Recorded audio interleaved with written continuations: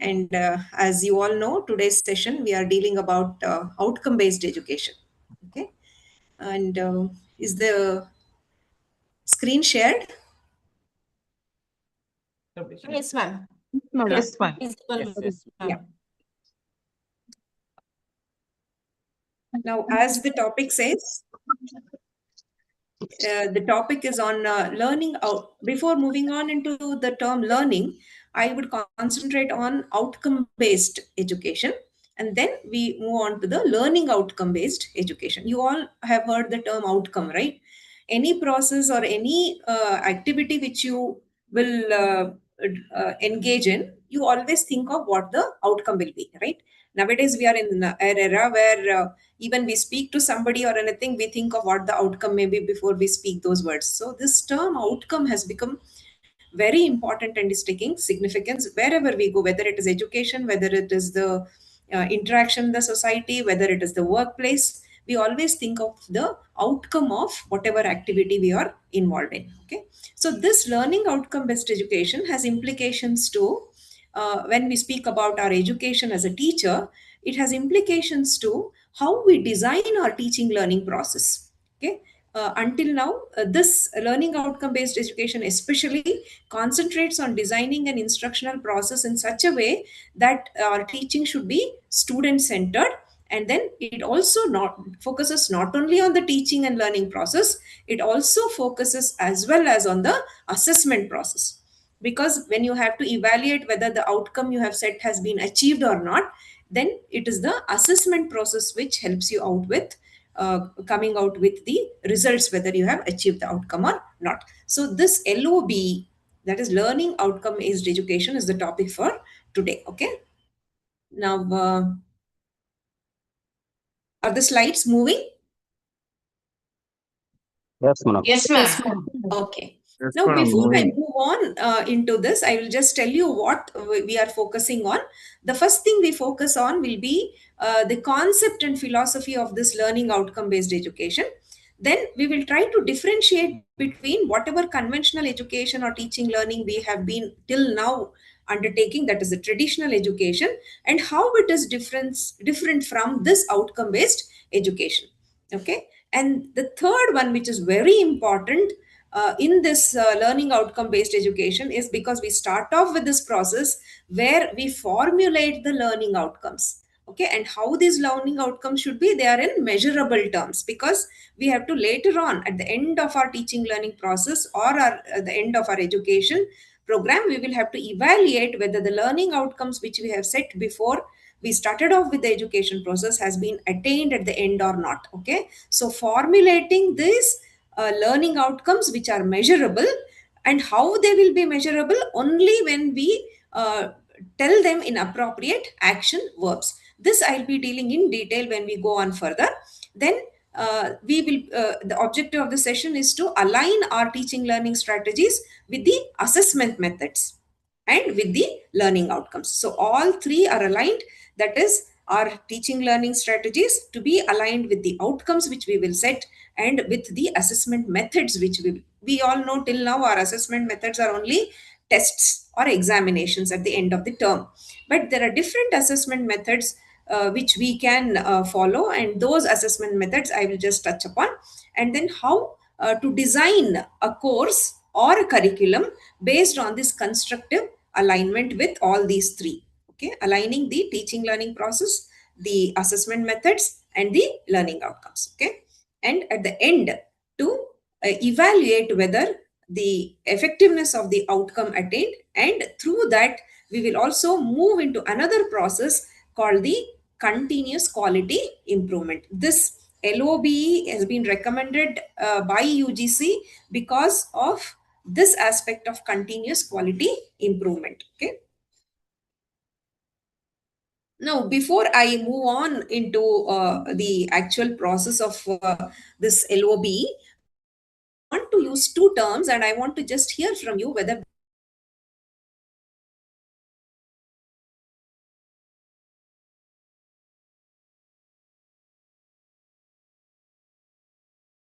trip and travel are same or are they different?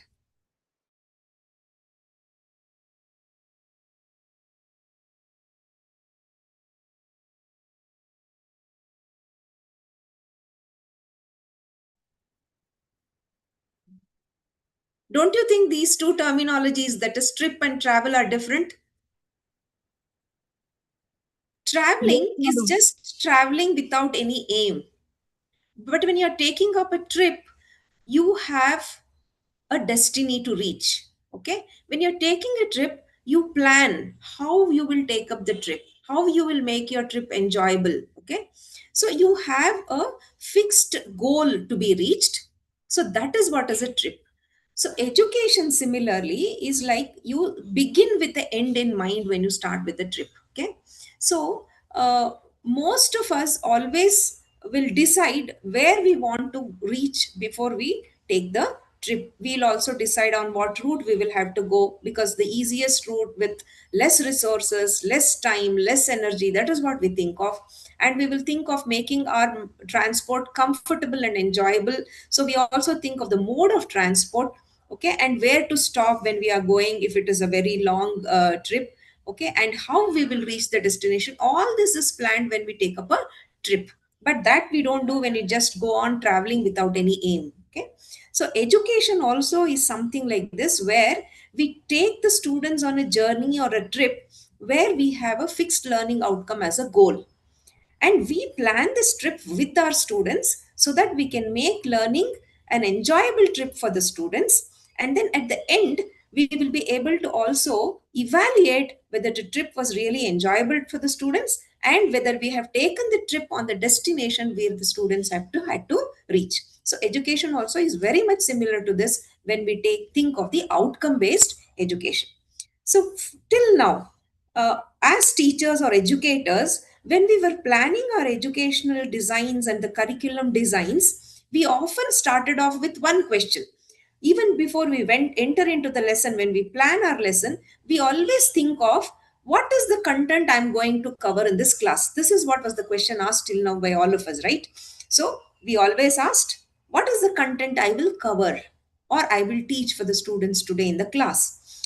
But today, when you are thinking of this UGC's recommendation of introducing outcome based education, the question transforms from what we teach to what should students be able to know. Means the students become the center point here. So we will think of what students should know, and at the end of this class, or the end of the subject or the course teaching, or at the end of this particular program in which the students have been admitted, what the student should be able to do after the end of this program. Okay. And we also think of the value by the time they complete this course or the program. Okay. So this shift which has happening from the traditional way of teaching or traditional way of looking at our program objectives of, like, from teaching the content, we are moving on into enabling them for meaningful learning. Okay, so this meaningful learning is the foundation for this outcome based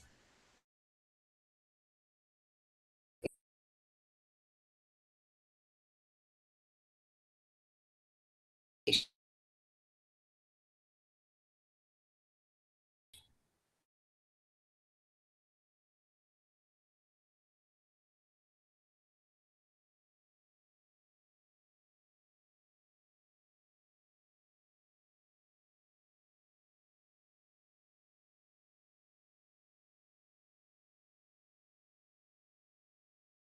Now, No, not audible.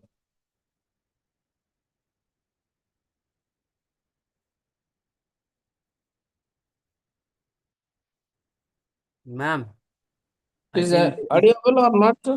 not audible. I think there is Sheila ma'am. I think at your end there is some problem with internet. Yeah, yeah.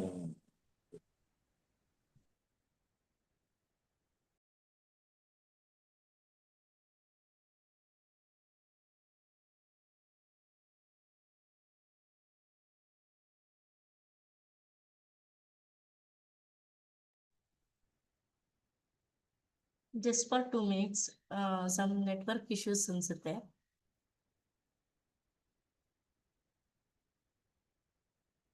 Ma'am ಲೈನಲ್ಲಿ ಇದ್ದಾರೆ, ಅವ್ರ ಕಡೆಯಿಂದ network issues ಅನ್ಸುತ್ತೆ.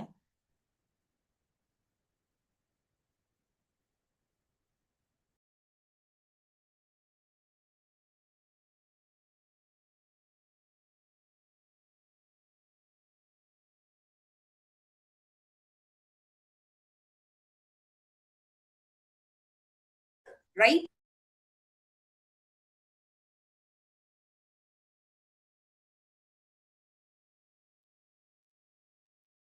Excuse me, ma'am, if I am audible to you. Right. You are not audible to us, ma'am. To speak?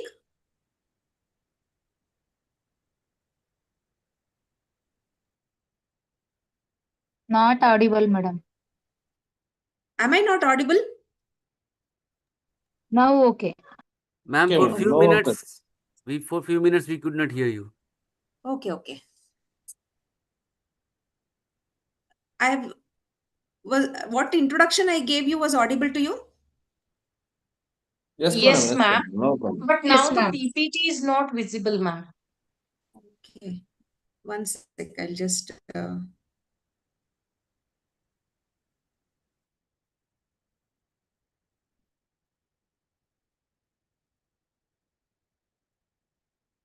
Now is it visible and am I audible? Yes, ma'am. Yes, Yes. ma'am. Yes. Yeah. It's visible also. Okay, this curriculum framework, which the UGC is making it mandatory, and even when NAC visits us, it looks into whether we have developed and adopted the curriculum which is learning outcome based and which is according to the curriculum framework given by UGC, which is learning outcome based. And hence, all the universities and higher education institutions have to adopt their curriculum or renew their curriculum according to this framework given by the UGC. So today we will just go through what is this learning outcome based curriculum framework given by UGC and how we have to renew our curriculum and our teaching learning methods and our assessment methods, our evaluation methods according to this framework. That is what I'm to touch upon today.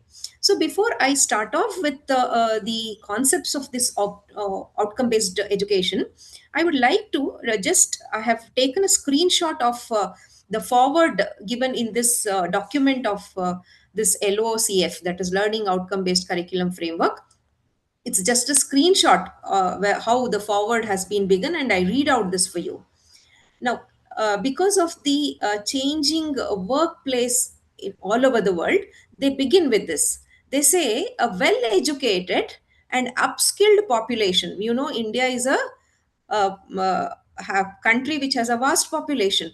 So, this population should be well educated and upskilled. Only when then this population becomes an asset for our nation. And India, it can translate the huge population into its biggest asset if the Indian youth are educated and skilled. See these two words. Until now, we were speaking about only education and educating the youth well, but now we are also speaking about upskilling our population, not just skilling our population. It is the term upskilling which you have to concentrate on. This upskilling, this term concentrate on lifelong learning, because it's not just enough if even we teachers have the skills. We have to continuously upskill ourselves, because the knowledge and the skills which required for any workplace is changing at a very fast pace. You know, as teachers we can't just adopt whatever methods we have been adopting till now.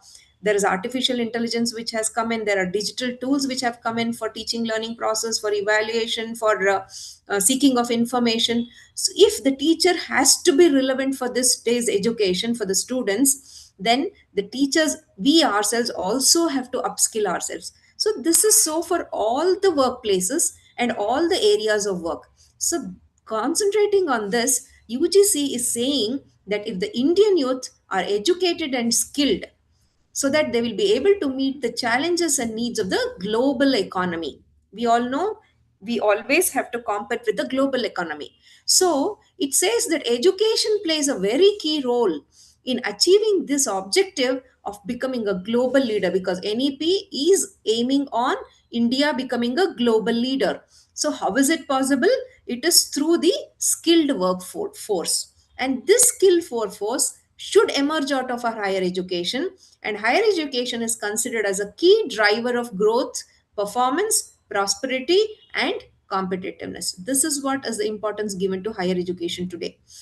So UGC says there is a need to bring reforms into the higher education system, because The present higher education system entirely cannot develop individuals who are well educated and who have the ability to learn all over their life by themselves. So if we have to have an upskilled population with lifelong learning, then we have to reform higher education system so that we'll ensure the relevance of knowledge, and then we will identify the skill gaps which are existing now, and we will be in further launching special programs in our higher education system for skill development.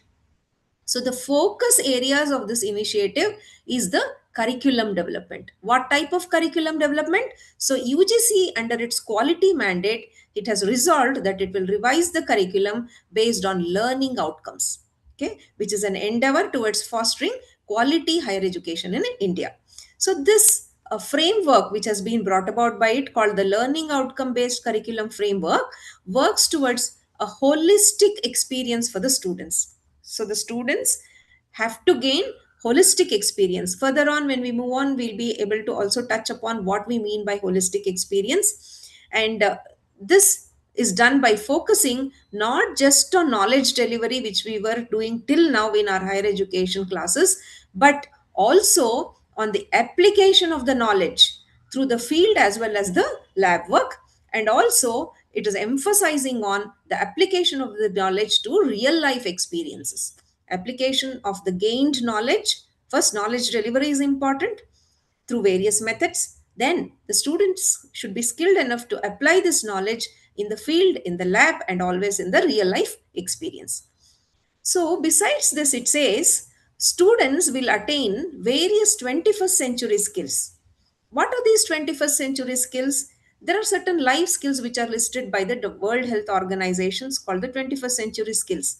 They are the critical thinking, importantly, which is touched upon by UGC, is these critical thinking skills, problem solving skills, analytic reasoning skills, cognitive skills, and self-directed learning. This self-directed learning means autonomous learning, where students themselves plan their own learning and they are able to set their own objectives. They are able to choose their own information seeking sources, okay, and then they are able to evaluate for themselves. So this is what is self-directed learning, and this is the skill which we as higher education teachers through our curriculum should instill in our students. Okay, so this is the forward of this framework which I've just taken a screenshot and placed it here. Now, in learning outcome based curriculum, learning, as I told you, learning outcomes are the destination, and that is the aim, that is the goal. In order to achieve these outcomes, the curriculum forms a roadmap, okay, and the teaching learning strategies form the vehicle, and the assessment forms the navigation system. You understand the difference between these three words: the roadmap, the vehicle, and the navigation system, through which we reach the destiny, that is the learning outcomes which we set before we start off with any program. So in order to reach the destiny of our outcomes, we act the curriculum acts as the roadmap. The teaching learning strategies or the learning experiences which we provide to the students in the institution acts as a vehicle, and the assessment or the evaluation acts as the navigation systems. And the students here are active participants, not just passive recipients of knowledge. Instead, they are active participants in the journey rather than becoming passive passengers. Okay. This learning outcome based education approach nowadays is increasingly becoming important, especially in higher education, because universities are expecting to produce graduates not only with academic knowledge. Earlier, we were concentrating on students who gain academic knowledge, especially at the higher education level. But now, higher education is concentrating to produce graduates with academic knowledge, as well as those who have other life skills, that is, skills like problem solving, thinking critically, communicating effectively. Communication also is quite important. Nowadays, we have seen there are many engineers, many doctors, many other officers at a higher level who have the knowledge but do not have the capability of communicating well. Communication is very much important. So this Communication skill also need to be developed among our higher education students, and working collaboratively in a team, that is very much important when we take the work world today.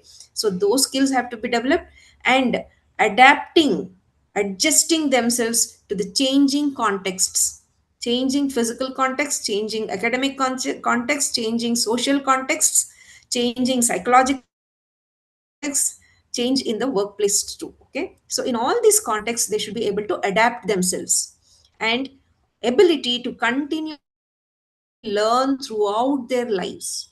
So these are the individuals which we need to develop, and these are the qualities or skills which we need to instill in our graduate students. Okay, so those who are capable of learning and innovating.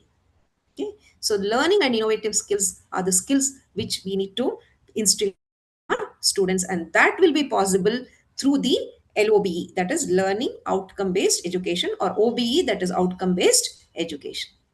Now, there is a certain basic premise on which this learning based approach is uh, based on.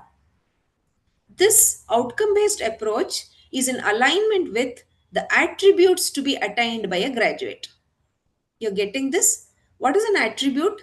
It's something like a trait or a character or an ability which has to be there in a graduate. Once he says, okay, I am a BSc graduate, I am a BCA graduate, I am a BE graduate, I come out of the BE program and say so, and then there are certain list of attributes or traits which he has to possess, certain list of capacities, skills which are his own, that has to be placed in him through our program. Okay, with the program learning outcomes and academic standards. So this LOBE is a student centric learning approach. Based on these attributes, then what are the, for example, if you take, what are those attributes which can be instilled in the graduate once he comes out of the program? Okay, certain examples are given here. Attributes like disciplinary knowledge. Disciplinary knowledge means knowledge in that particular discipline. Then communication skills. These are the common attributes which we have just taken. Critical thinking, problem solving, analytically reasoning, research related skills. Okay, skills which are related to research, that is to innovate or to solve problems, research upon things and come out of his own solutions to problems, and innovation. Okay, then cooperation and teamwork skills, scientific reasoning, then reflective thinking for continuous progress. Also information and digital literacy is very much important, and those skills. Then self-directed learning, multicultural competence, because we know we are in a world globe which has become a village now. So this multicultural competence also is important. Then moral and ethical awareness or reasoning, leadership qualities and readiness, and lifelong learning. Okay, all these should be instilled in our graduates irrespective of whatever discipline they enter into in the higher education programs. So these are the attributes of any graduate who will come out of any program. This LOCF, that is this framework, aims to equip students with four important things. The first thing is the knowledge, the second is the skill, the third is the values, and the fourth is the right attitudes. So four aspects which we want to develop in students is knowledge, skill, value, and attitudes. So our outcomes which we list out will be in terms of these four, that is instilling disciplinary knowledge, the development of the skills required when they come out of that particular program. When he says I'm a graduate of with this program I have come out, then there are a set of skills, they have to be listed out as learning outcomes, and certain values. Okay, and also the attitudes, attitude towards people, attitude towards our clients or customers if he enters a workplace, attitude towards the subject, attitude towards continuous learning. Okay, so the right attitudes to be developed in have to be listed out as the learning outcomes. And there are new curriculum which has already been listed out in this for curriculum framework, and they have also developed and uploaded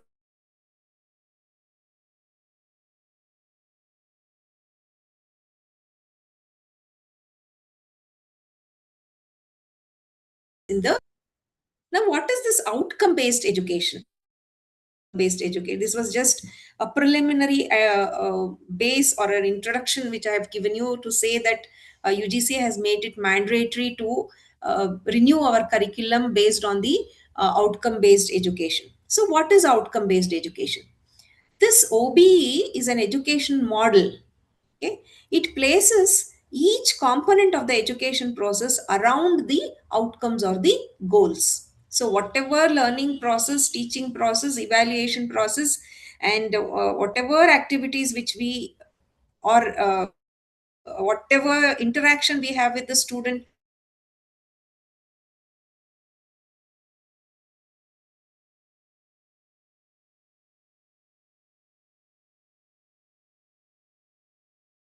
all the activities, they aim at achieving the outcomes. Single style of teaching or assessment for OBE. Okay, instead they give classes, opportunities, assessments. They say should all help the students to achieve the specified outcome. And the role of the faculty is not just an instructor or a teacher. He or she should be able to adapt himself as an instructor sometimes, as a trainer sometimes, as a facilitator who will just create the situation where the learner himself will learn and create knowledge. So as a facilitator, the teacher should be able to work, and also as a mentor based on whatever outcome we are targeting. Because if we are developing leadership skills, it's not just enough if we instruct, okay, the leader should be like this, you have to have certain skills. That can't be done through instruction. So if we have to develop leadership skills, then we have to act as a facilitator, where we create a situation in which they will be able to actually take up a leadership role, and they will be able to develop those skills. So there the teacher takes up a role of a facilitator when we are developing leadership skills in students. So these are the different roles as teachers which we will have to take up. As an instructor, we have to keep adapting ourselves based on what outcome we are aiming at. Instructors sometimes, trainers sometimes, then facilitators, and as well as mentors. So what are we targeting? We are targeting the outcomes which have to be developed in our students, in each and every student who comes into our program. Not just saying, okay, majority of the students have achieved, then yes, our program is effective. It's not so. Every student who comes into the program has to achieve the target of these outcomes. Okay, so these outcome based methods, these have been adapted in many education systems worldwide, actually from 1990s. And in an international effort to accept this OBE, this is worth mentioning, that is the Washington Accord. This was created in 1989. This is an agreement to accept that all the undergraduate degree programs will uh, be obtained through OBE methods only. And India also is a signatory to this Washington Accord since 13 June 2014. And hence, both NAC as well as NBA, they mandate establishing the culture of outcome based education, and they use also these reports of this outcome analysis to find gaps, and also to carry out the continuous improvement in education system of any university or an autonomous institution. So higher education worldwide is undergoing this instruction to student centralizing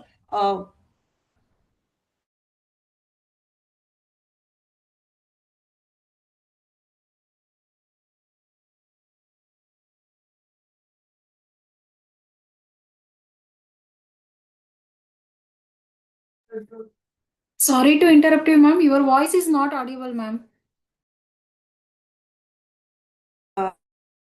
teaching. Now institutions are what they are expected to demonstrate after completing a program and course that we will. Now is it audible now? Yes, ma'am.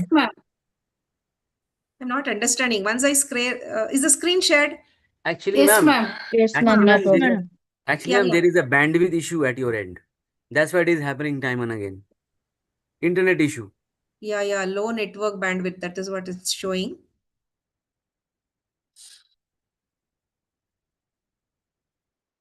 Now is it okay? Yes, ma'am. Okay. Yes, ma'am. This thing also is shared, is it? Yes, ma'am. Yes, ma'am. Okay.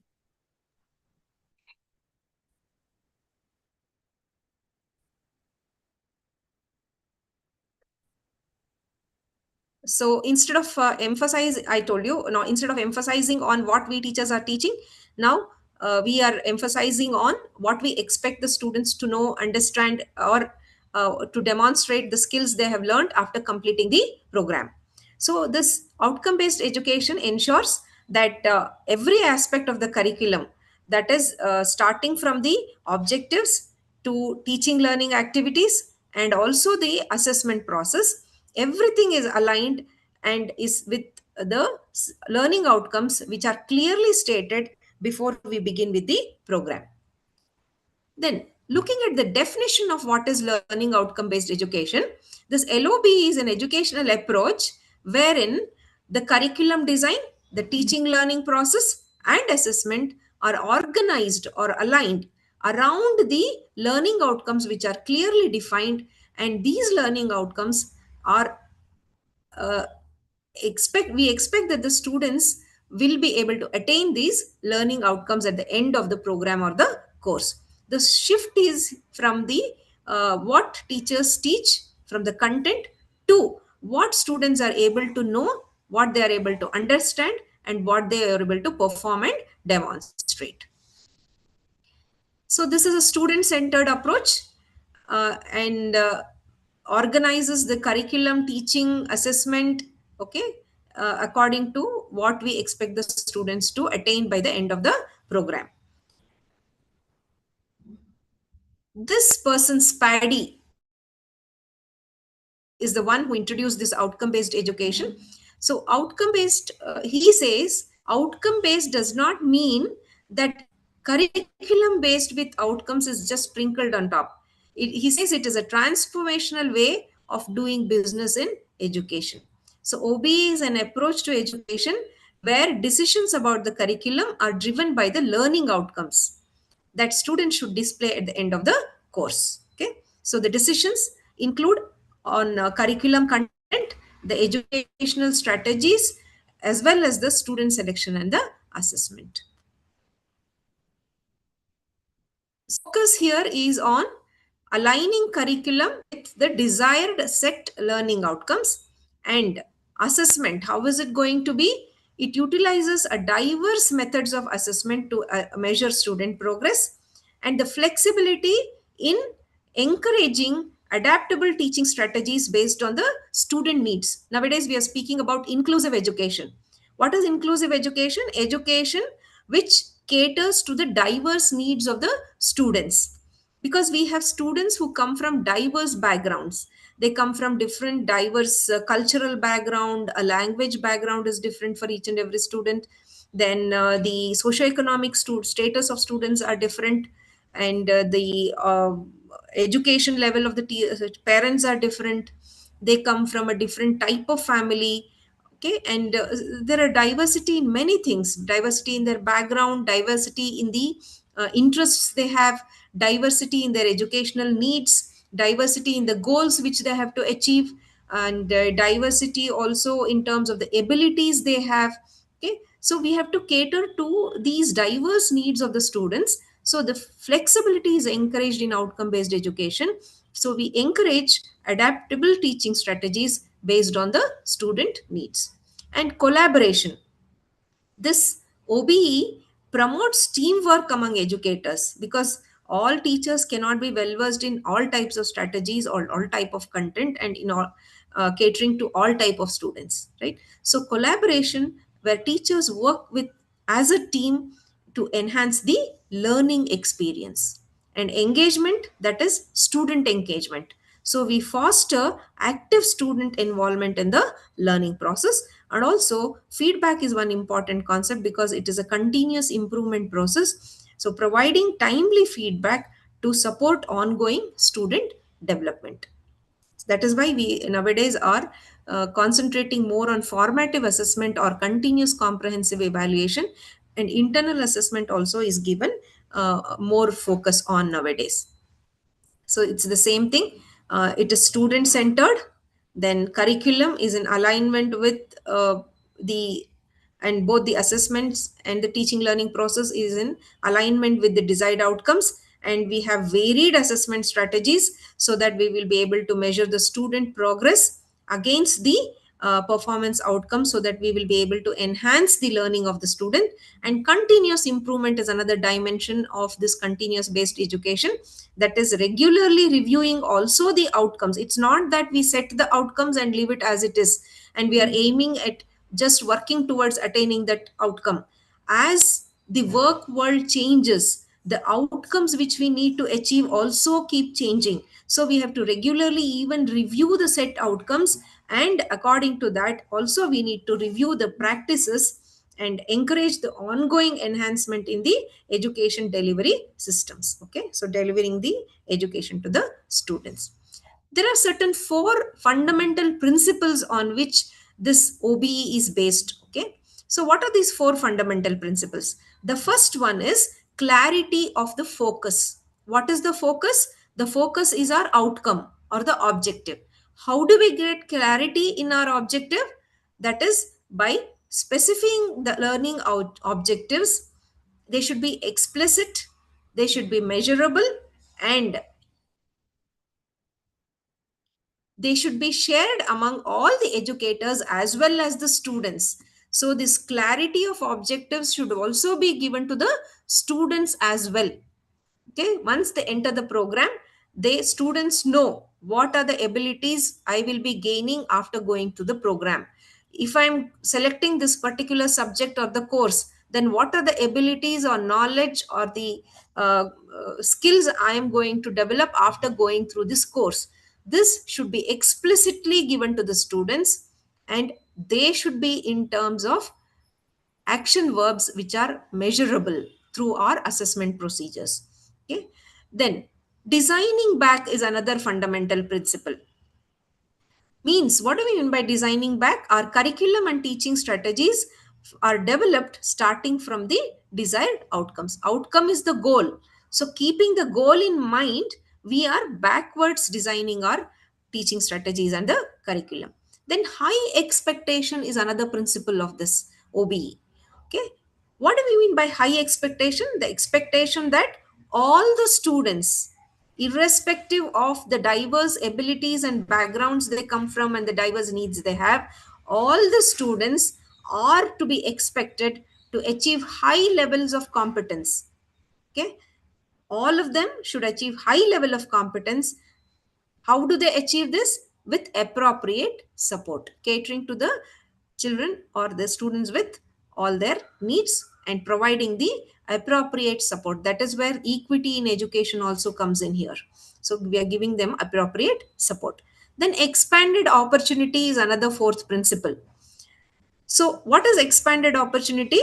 Providing them diverse and different pathways and learning activities so that we ensure that all students can succeed. So this is the key objective here of LOBE. The is we should ensure that all the students will succeed. How we do that? So that through the multiple pathways and learning activities which we will have to give them through our curriculum. So these are the 4 key principles of LOBE. The philosophy behind this outcome based education, as I told you, the 4 which I just shared in the previous slide, details of this are given here. Clarity of focus, how do we provide? Students also will know why they should learn, okay, and how will they demonstrate their learning, that is through the assessment procedure. Then high expectation that every learner is expected to achieve the defined competencies and skills. Then opportunities to be provided to all the learners, that is through providing different instructional methods, or we can also varying the learning pace because each students learn at their own speed. Now what we do in the classroom, we set an average speed for an average learner and all of them have to catch up with our pace. But if we are going with other types of instruction like computer assisted instruction, mobile learning and all that, then we can vary the pace of teaching for the student, so they can learn at their own pace. Then multiple assessment opportunities. Okay, if the student is not able to orally uh, perform, then he can perform through written examination. So it's the multiple assessment opportunities which we give them. These are the expanded opportunities. And student centric learning, okay, where we teaching faculty are just facilitators and mentors, and we are also called the learning designers. So we are designers of the learning process and not just content transmitters. Until now, teachers were said to be involved in transmission of knowledge. Then it came to transformation. Now it is learning designers. Okay, we are the designers for the learning for the student. Now, comparing the traditional education with the outcome based education. This is just a table where I have tried to compare. The traditional education we know was teacher centric. Now this OBE is student centric. Then traditional education concentrated on coverage of the content, but outcome based education concentrates on the attainment of the competencies listed as the learning outcomes. Then the traditional education had dominated with was dominated with lecture methods. Outcome based education has to involve active learning methods. Then in traditional education, it was examination centric. We concentrated on the attainment of the marks. Okay, how much marks the student gained. But outcome based education is oriented towards the learning part, how much he has really learned, and how much is really whatever he has learned is useful for him, and how much it can be applied in his real life in the field. Okay, traditional education was teaching focused, but outcome based is learning focused.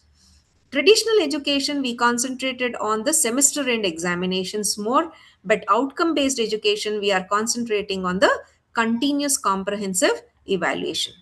Then traditional education concentrated more on the memorization aspect of the student, means he had to memorize the content well and should have been able to demonstrated that in the theory examination papers which we gave.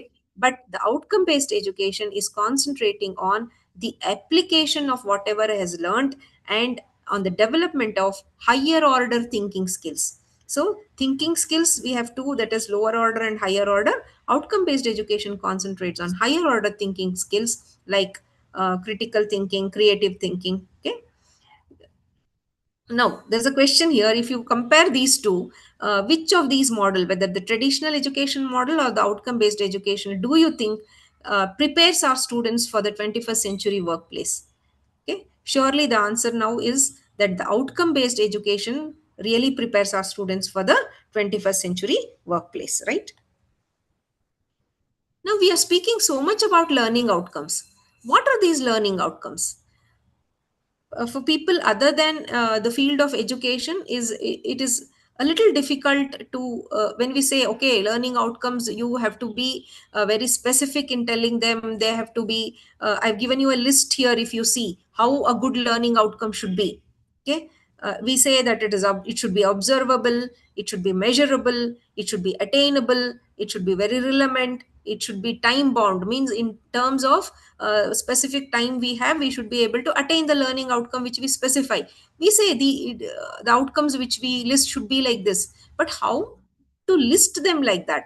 Okay, so these learning outcomes, they describe what learners should know, what they should understand, what they should be able to value, and what they should be able to perform after completing the learning or completing the course.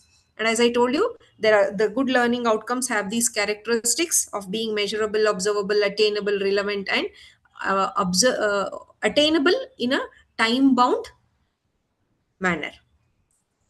Okay, so when we say a good learning outcome, they should be in the terms of an action verb.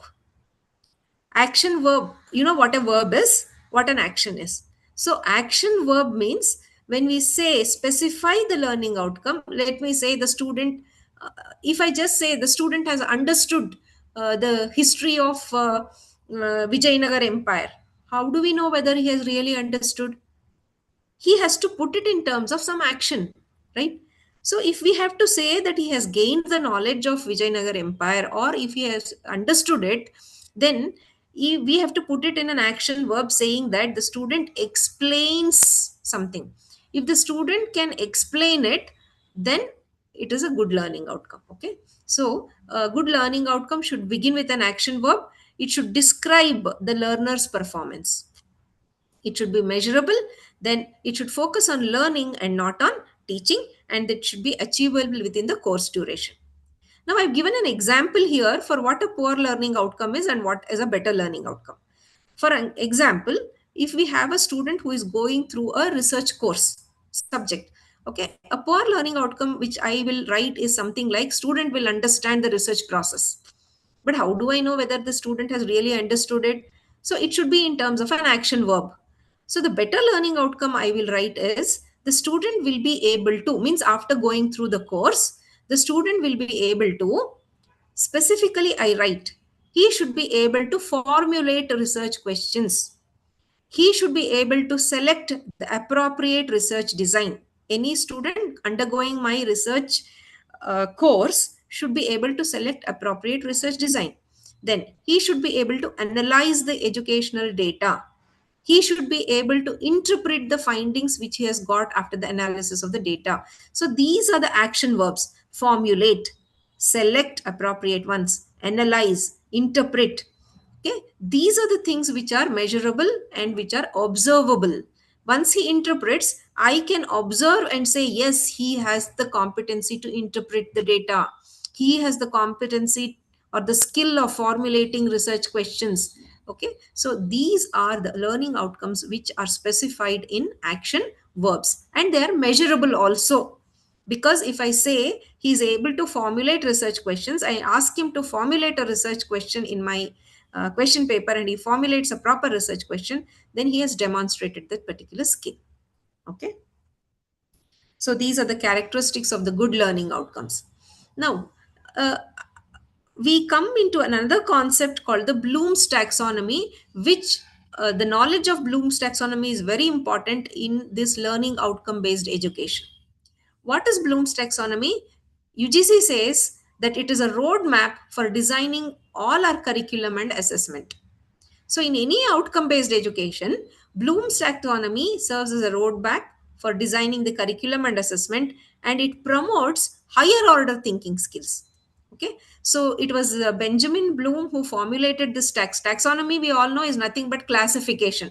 So Bloom's taxonomy of objectives is nothing but classification of the outcomes or the objectives. He came out with this objective taxonomy in 1956, and also it was revised by Anderson and Krathwohl in 2001. So Benjamin Bloom, he identified three hierarchical models under which the learning process takes place. He classifies all the learning objectives into three domains. Okay, cognitive, affective, psychomotor. So what are these? But we now are concentrating basically on the cognitive domain. Looking into the domain of learning outcomes, cognitive domain, what does it involve? What should we develop under this cognitive domain? It is the thinking ability, intellectual ability, like comprehending information, organization of the ideas, evaluating the information and actions. Okay, all these come under the cognitive domain, these capacities. What come under the affective domain? It is the learner's emotions towards learning. Okay, it can be interest, it can be feelings, attitudes, opinions, appreciation, value, and all these emotional aspects come into the, that is what we say, cognitive, something related to the head, affective, something related to the heart. Okay, and psychomotor, something related to the head and the hand. That is the basic motor skills or the coordination and the physical movement. Something like abilities which come under the psychomotor domain is speech development, reading readiness, handwriting, and physical skills, education skills, manipulative skills. Okay, and then something like observation skills in the laboratory and manipulating the experiments, conducting the experiments. Okay, and performance areas like science, art, music, all these come under the psychomotor domain. So Bloom has classified the learning objectives or outcomes into three domains, that is cognitive, affective, and psychomotor. As teachers, we have to have a knowledge of all these three when we speak about outcome based education, because whatever outcomes we list under these three domains. So Bloom, again, see here there are three: cognitive, affective, psychomotor. Again, cognitive domain he categorizes into 6 levels. That is, from simple remembering to complex creating things. Once you have acquired knowledge, then you can just recall or remember. Suppose I just ask a question like, who is the Prime Minister of India? It doesn't involve higher order thinking skills. We just have the information, we recall and say, who is the present Prime Minister of India? So it's only information which we are recalling. Okay, that is a simple uh, uh, lower order cognitive objective which we can set. What can be a very complex or a higher order cognitive objective is to create, innovate something based on whatever we already know. Okay, so Bloom's taxonomy, taking only the cognitive domain, they have 6 levels there, from remembering to creating. What are the 6 levels? As we go further, I'll be dealing in the next slide. So flexible learning experiences progressively challenge the students, and the educators can ensure mastery of learning outcomes. We start from the simple remembering skill to complex creating skill. So from remembering and understanding the foundational concepts, he moves on into analyzing, evaluating, and creating innovative solutions. So he gives a structured approach to foster deep understanding as well as application of the knowledge. Okay, so this if we follow this Bloom's taxonomy, I mean, writing our learning outcomes, it facilitates the development of a all-round holistic developed graduate who is capable of navigating diverse challenges and also who is capable of contributing effectively to their profession and as well as the society. That is what holistic development of the student we can be through, achieved through our curriculum if we are going through this Bloom's taxonomy. Now, this is a flowchart of the Bloom's taxonomy. There are 3 domains, he says: cognitive domain, affective domain, psychomotor domain. Again, cognitive domain has 2: cognitive processes as well as the knowledge category. Under the cognitive processes, we have remembering. I told you he goes through the 6 hierarchical status. Lower order ones are remembering, understanding. It grows on with complexity, that is applying. Then we move on to the higher cognitive skills like analyzing, evaluating, and creating. Coming to the dimension of knowledge category, he divides them into 4. Again, they are also hierarchical, from starting from the basic factual knowledge to conceptual knowledge, procedural knowledge to metacognitive knowledge. Now, this is what I tried to bring in a single slide here.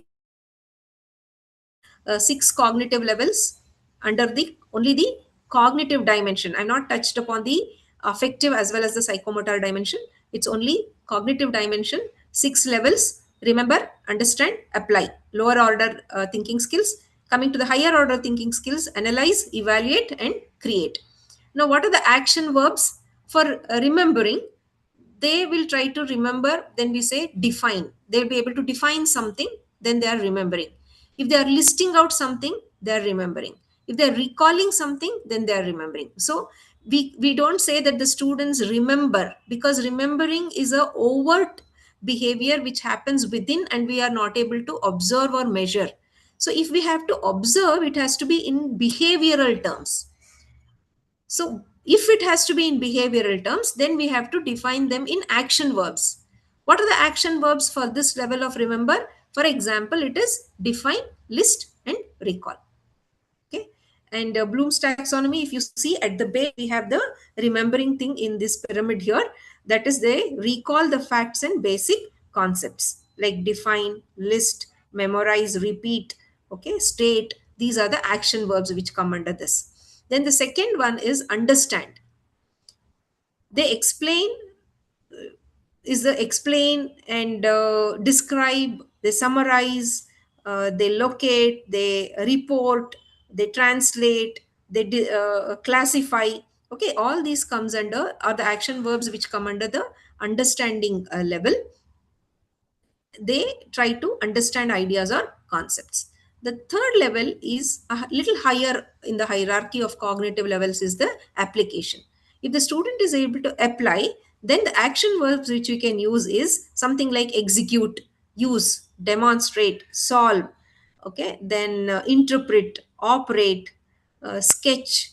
Okay, these are the action verbs which are in behavioral measurable terms. Coming on to moving on to higher order cognitive skills, analyze is the one where they can be able to, if he has to analyze, he should have the lower order skills there already. Okay, he should be able to remember, he should be able to understand, he should be able to apply. Only then analysis will come in. Okay, there you have action verbs which we can state for our learning outcomes, like compare, differentiate, examine, okay, and distinguish, then experiment, test. Okay, so these are the action verbs which can be used for this level, that is analyze. Higher to that is evaluate. So evaluation, if the student is able to evaluate, means he should be able to justify his stand, take a decision. Okay, action verbs there can be something like compare, differentiate, examine, appraise, okay, argue. He should be able to argue and justify that he is correct, and then give a support for something, critic. Okay, these are the action verbs which come under this evaluation. Then the highest level of cognitive thinking is creating. Okay, based on what all he has achieved below this, he will be able to create. Means he is able to produce something which is new or original. This new or original need not be new for all of us. If it is new for that particular student, then he is able to create. For me, it may be something, as a teacher, it can be something which is already existing, but for the student, it is something new or novel. If he has created, then it is, he has achieved this creativity skill. Okay, so action verbs here can be design, develop, construct, where we say student is able to assemble something, student is able to design something. Okay, he is able to develop or formulate, he is able to author and write something, he is able to investigate something. Okay, so these are the action verbs which come under this domain level of creativity under the cognitive domain. So this is this word revised taxonomy has come because Bloom had given another taxonomy where this create evaluation was at the end, but this create has been added by Crothwell now. So that is why it's called revised taxonomy. Okay. So here, this lower order skills, apply, understand, and remember, and higher order skills are create, evaluate, and analyze. This is only dealing with the cognitive domain of Bloom's taxonomy. Now, I also told you that he has tried to categorize the knowledge. Knowledge he categorizes into four: factual knowledge, conceptual knowledge, procedural knowledge, and metacognitive knowledge. Now, factual knowledge is something we say is as inert knowledge, where students just acquire factual knowledge. They may not have understood it at a very deeper level. Terminologies, for example, it can be science terminologies, science vocabulary. Okay, they just know the term. For example, Celsius, Fahrenheit, like this, they will just know about it, but they will not have a deeper level of understanding. That is the factual knowledge, which is inert knowledge. Then moving on to the conceptual knowledge, where they are able to relate, okay, relationship among pieces of a larger structure, where they can take them or synthesize them as a part of the whole, where knowledge of classification and categorization, theories, okay, that is an example, like ideas about earth rotation, seasons, then evolution theory maybe. Okay, so understanding the concepts and relations, okay, that is conceptual knowledge. Then comes the procedural knowledge. The procedural knowledge concentrates on how to do something, knowledge about doing it, that's all. But he doesn't may not have the skill to really do it, but he has the knowledge of how to do. So knowledge of subject specific skills, for example, painting with watercolors, for example, or skills of psychometric testing, he has knowledge about it. So this is procedural knowledge, knowledge of conducting an experiment. Then come to the metacognitive skills, where they have knowledge of one's own cognition, knowledge of thinking and individual thinking, how I think. Okay, this is what we call as a strategic knowledge, knowledge about the cognitive tasks or the self knowledge. Okay, so knowledge, again, he has four types, or he has categorized: factual, conceptual, procedural, and metacognitive. So these lower order skills, thinking skills, require very less cognitive processing, because if he has to just recall, then he doesn't need much of cognitive processing to happen. This is required for a base. It's a base for learning, first of all. Then higher order skills require higher cognitive processing. This can be achieved only after the lower order skills have been achieved. And especially today's industry and the workplace are demanding for students who have higher order skills. These lower order skills, they just lead to entry level jobs, but as they go to the higher progression in the work, they need higher order thinking skills. So top level skills of Bloom's taxonomy, they say, leads to entrepreneurship. So these are the ones I've just tried to put both of them in one single table. Cognitive process dimensions, that is the 6 dimensions.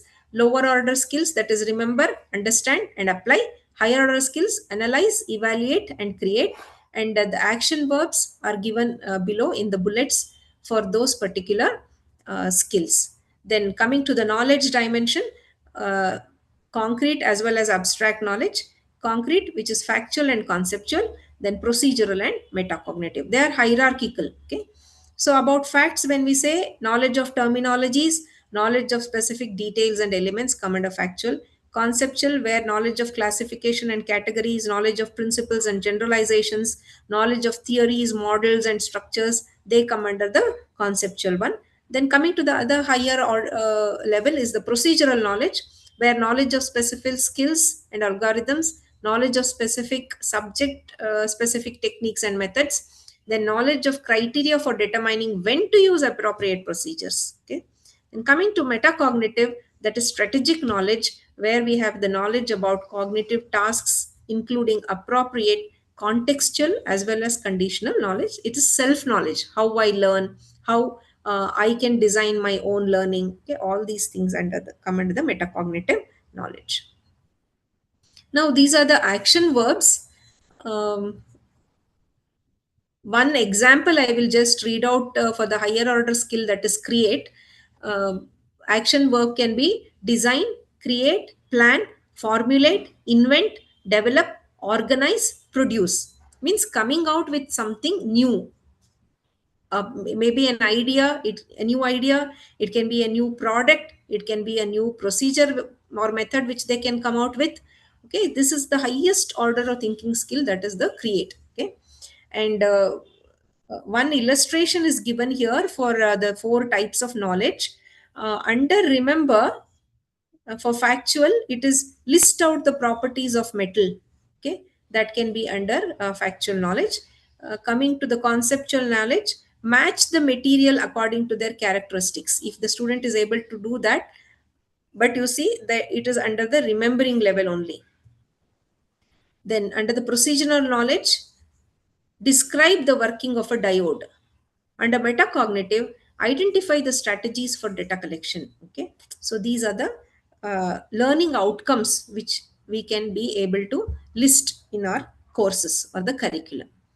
Now we have another concept. Now till now we dealt about taxonomy of the learning objectives or the learning outcomes given by Bloom. Now we have that is basically needed for coming out with a curriculum or a teaching method which is outcome based. We have another concept here which we have to understand, that is called the Dale's cone of experience. If we say learning is an experience, then it is Dale's cone of learning. Okay, this it was given by Dale, so that is why it is called Dale's cone of experience. The word cone itself indicates that that experience is being put in the form of a cone by Dale. So in outcome-based education, this Dale's cone also serves as a guiding principle. I'll tell you what a Dale's cone is. This emphasizes on experiential learning over the passive methods, because learning and teaching can happen actively as well as passively. Lecture also you can be able to teach. Even through my lecture, the student is able to learn. Or you can create, as I can just facilitate his learning and create a situation where student will construct his own learning. He will experience the learning, right? So there are active experiential learning methods as well as passive methods. This Dale puts this learning experience in the form of a cone. So his full name is Edgar Dale. He proposed this cone of experience. He illustrates through the cone the hierarchy of retention rate. Means once he goes through the learning experience, at the end of the learning, after a gap of some time, which learning produces higher retention rate.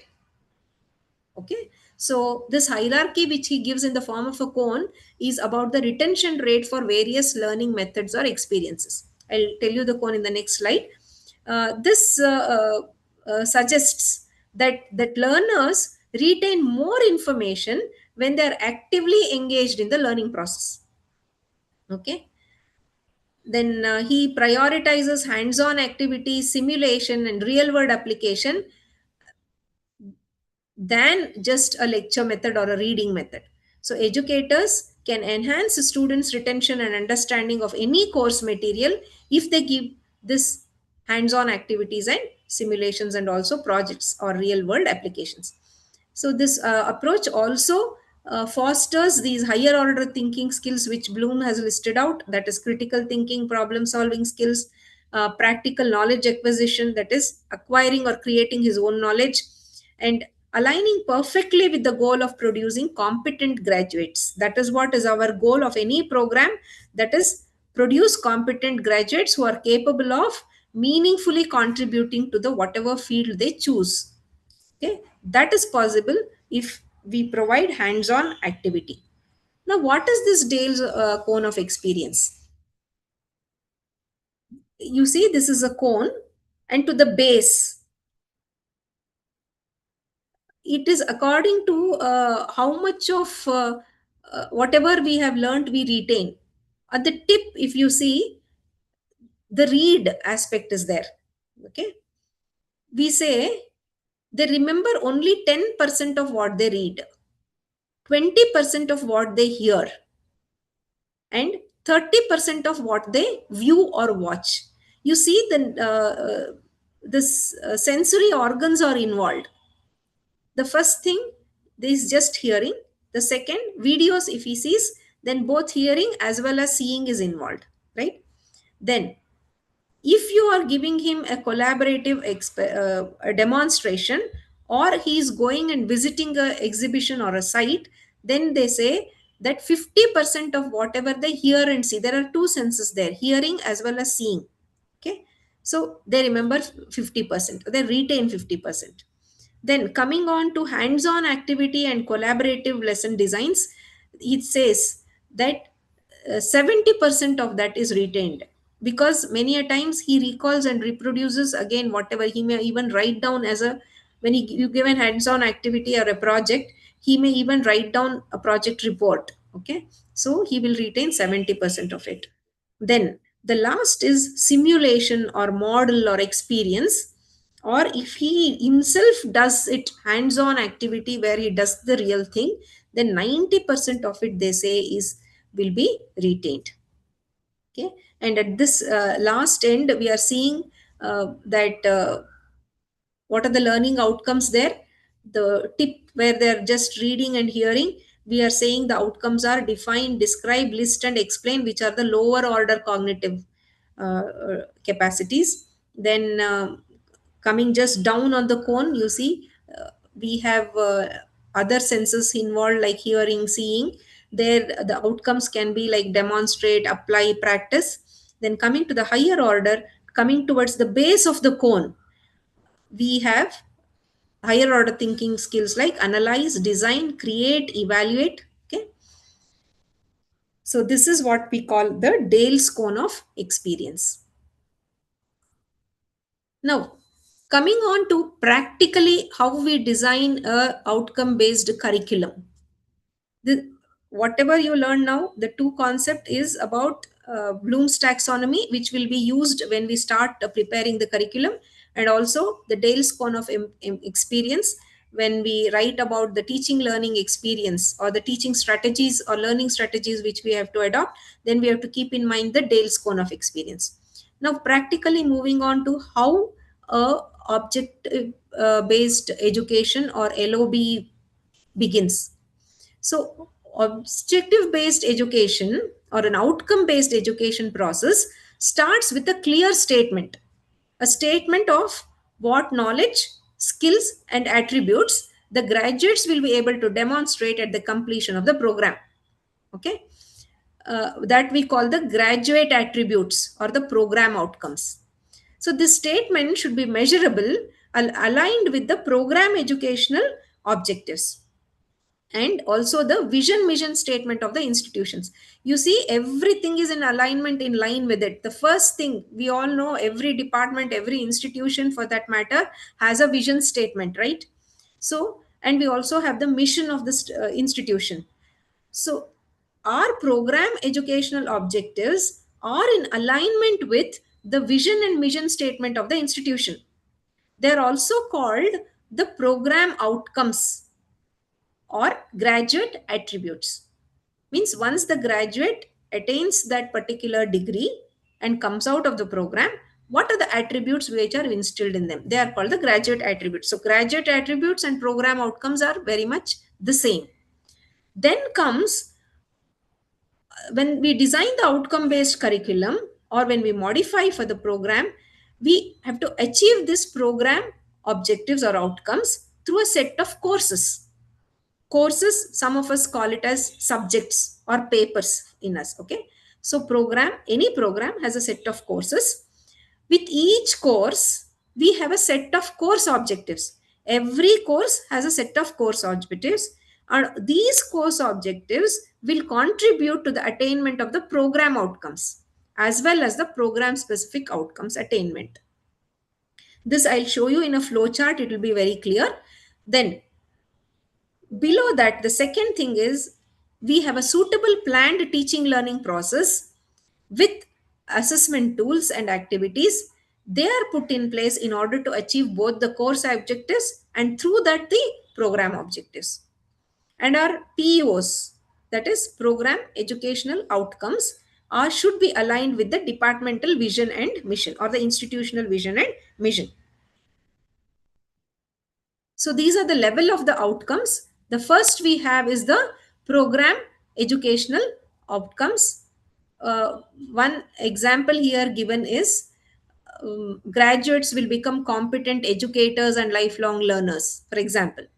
Under that, we have the program outcomes, that is the competencies or the graduate attributes which a graduate will have. For example, he will have the skills of critical thinking, communication, he will have the competence of research, ethical practice, he will have digital literacy. So these are the graduate attributes which are called the program outcomes.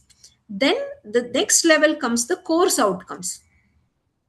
The course outcomes, because every program has a set of courses and there are specific outcomes for each course. For example, students will design an inclusive lesson plan.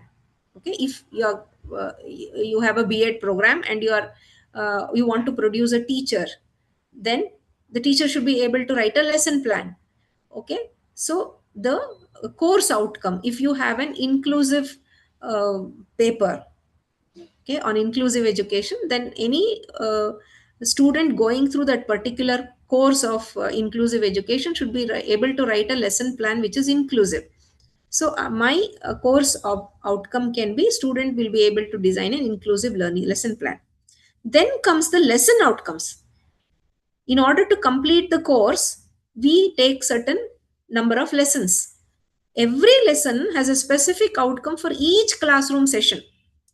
So today, if I'm dealing with formative summative assessment, then my outcome which I specify will be at the end of this lesson, the students will able to differentiate between what a formative assessment is and what a summative assessment is. So student will differentiate between formative and summative assessment. That is what I am achieving today in my classroom. So you're getting it. If you go the reverse order here, through my every lesson, I will be able to achieve the course outcome. Through all the course outcomes, be able to achieve the program outcome. You're getting it? So these are the definitions. I will not go in detail with them. So these are the ones, terminologies which we need to be familiar with from now on. That is program educational objectives, then program specific objectives, program outcomes or graduate attributes are the same, then course outcomes. Okay.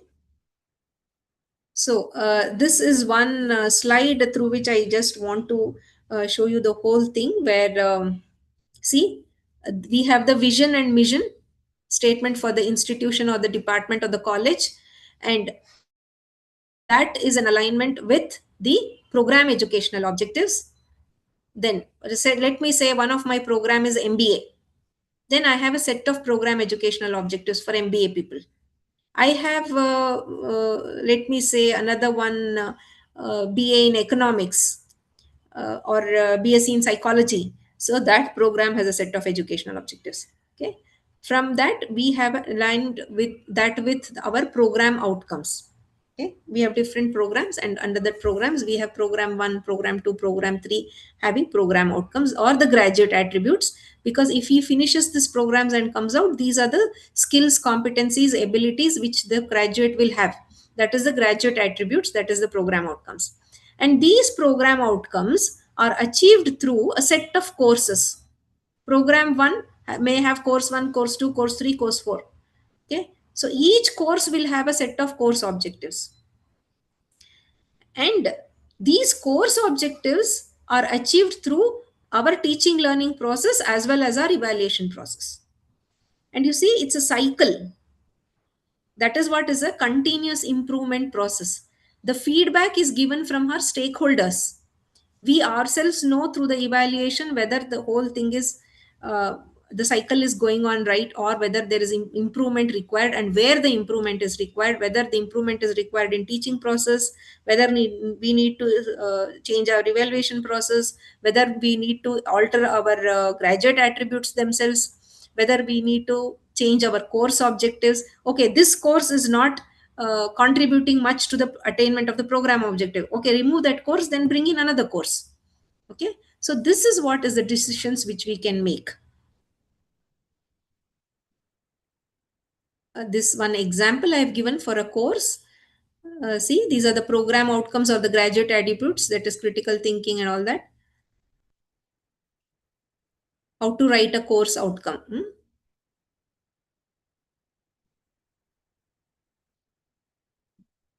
And this is what is the one more thing, mapping of the course outcomes with the program outcomes. So we have something called the course articulation matrix. This shows the relationship between the course outcomes as well as the program outcomes. I will just, and see the last sentence here shows the, we have to show the strength of the mapping at 3 levels. How much contribution does the course outcome give for the attainment of the program outcome? Some course outcomes give a very low contribution, they will be just given a rating of 1. And if it has a very strong contribution for the program program outcome, that is attaining the graduate attribute, then it will be given a rating of 3. It gives a strong contribution. That is what we say. I'll show you one matrix here. See, this is one example given for a BTech ECE program. I've just taken this from some other college here.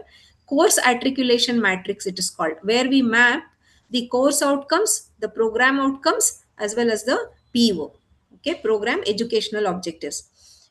You see, it's a course. The PSO here, the first one I'll just read out.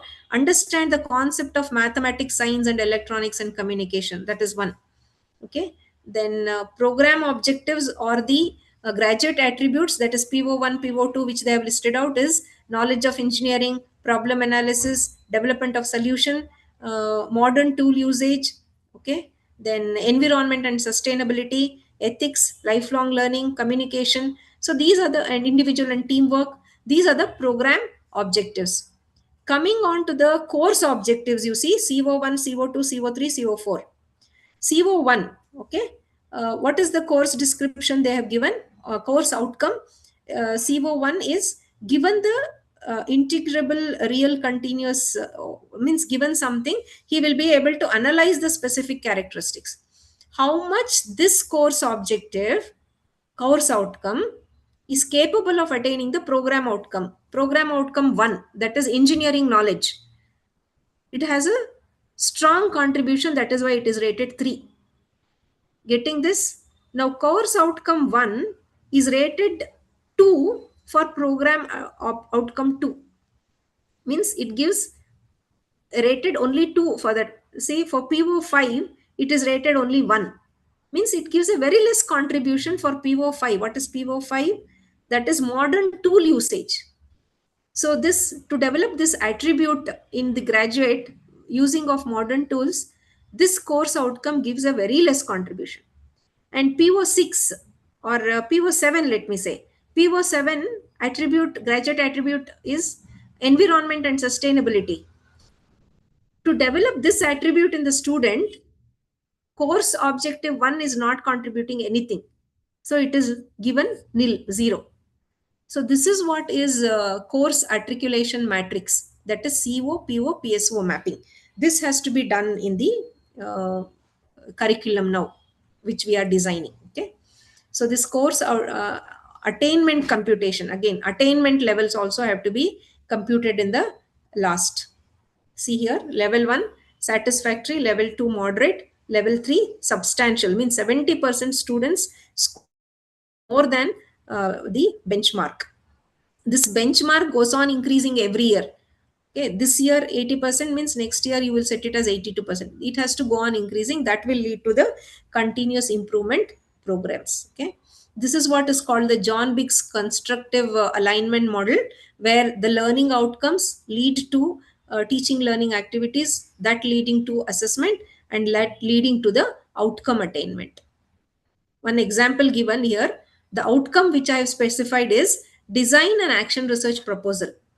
What are the activities? It can be workshop, it can be group discussion, it can be proposal writing. I nowhere use lecture here. Okay, because I am thinking and concentrating on development of higher order skill, where they are able to create. According to Bloom's taxonomy, create is the highest level of cognitive domain, right? Where he is able to design or create an action research proposal. So I can't go with just a lecturing method and then say he will be able to design. So I will have to go on to giving a different learning experience, where I will arrange for a group workshop or a proposal writing session. And how is the assessment? The assessment again is not a written theory examination. The assessment instead is asking them to prepare a research proposal and then evaluating it. It can be a presentation, it can be a rubric based evaluation. Now again, rubrics are coming into picture here. About rubric, you can just go through and then you can, many of you will have knowledge about rubrics. See here, for activity based learning, different pedagogies which we can use is something like flipped classroom, think, pair, share, peer learning, problem based learning, experimental based learning, collaborative learning, gamification. Inquiry based gamification model of learning is catching up now. And then personalized learning, group discussion, debate, case study. And coming on to the list of assessment tools, with your mid semester as well as the end examination, we have other assessment tools like quiz, assignment, practical and lab work, project reports, industrial visits, workshops, and then seminar presentations, colloquiums, project and dissertation reports, other activity. Okay, so these are also can be used as assessment tools. Rubrics also is there. So direct assessment, indirect assessment, as well as rubrics. These are the different assessment methods which can be used in outcome based education. I think with this, I think I've given you a overall picture of what an learning outcome based curriculum looks like, and how we have to adapt ourselves as teachers, moving on to from transmitters of knowledge to facilitators of learning. I don't say knowledge here, but facilitators of the whole process of learning, and mentors to develop different abilities in our students through our curriculum. I think with this, I will end my presentation. So, any clarifications you need? I know most of you will be with so many questions now, because this happens, like what are program outcomes, what are course outcomes, what are the graduate attributes. There are some confusions which you will have. I think it's just a introductory session, and maybe in detail we can have some other time, or if interested you can just go to the UGC website. The learning outcome based framework for curriculum construction is in detail given there in UGC website, which you can also, there's a manual which you can also go through.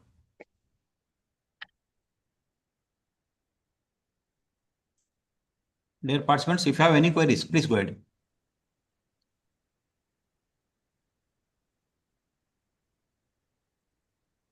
If not, I request one of the participants to propose vote of thanks. Please come forward.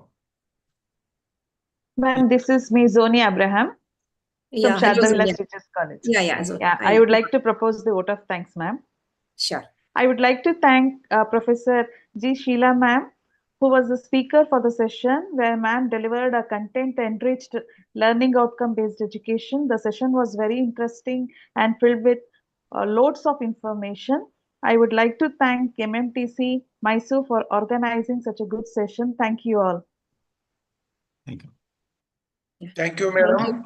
Thank you, madam. Thank you, Thank ma'am. you, sir. Thank you, you, ma'am. ma'am. Thank you. Thank you. Dear Thank you, participants, now you are free. Thank you, ma'am.